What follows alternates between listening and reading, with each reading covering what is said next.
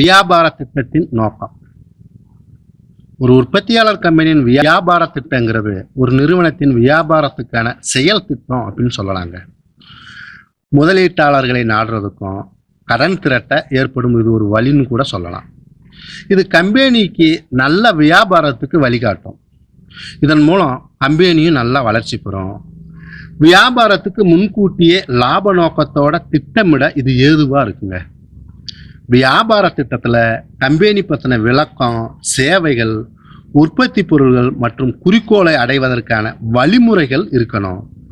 திட்டத்தில் கம்பெனியோட வரவு செலவு திட்டம், நடப்பு எதிர்நோக்கும் பணவரவுகள், சந்தை பகுப்பாய்வு, சந்தைப்படுத்தலில் இருக்கிற நுணுக்கங்கள் எல்லாம் இதில் இருக்கும்.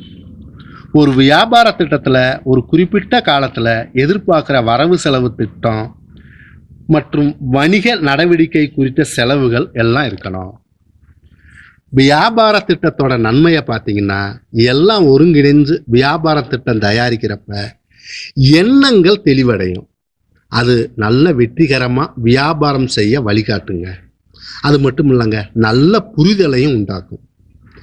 நல்ல தயாரித்த ஒரு திட்டம் ஆரம்பத்திலேயும் செயல்பாடுகளுக்கு ஏற்ற காலத்திலையும் அதோட திட்டத்திலிருந்து தடம் மாறாமல் போகவும் உதவியாக இருக்கும்.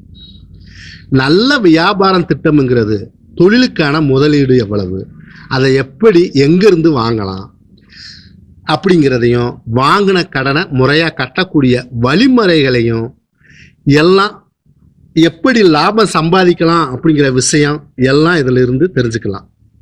நல்ல வியாபாரம் திட்டங்கிறது தொழிலுக்கான முதலீடு எவ்வளவு, அதை எப்படி எங்கிருந்து வாங்கலாம் அப்படிங்கிறதையும், வாங்கின கடனை முறையாக கட்டக்கூடிய வழிமுறைகளையும், எப்படி லாபம் சம்பாதிக்கலாம் அப்படிங்கிற விஷயம் எல்லாம் இதில் இருந்தே தெரிஞ்சுக்கலாங்க. இப்போ ஒரு உற்பத்தியாளர் கம்பெனி தயாரிக்கிற வியாபார திட்டத்தோட நோக்கம் என்ன, எப்படி இருக்கணும் அப்படிங்கிற விஷயத்தை தெரிஞ்சுக்கிட்டீங்களா?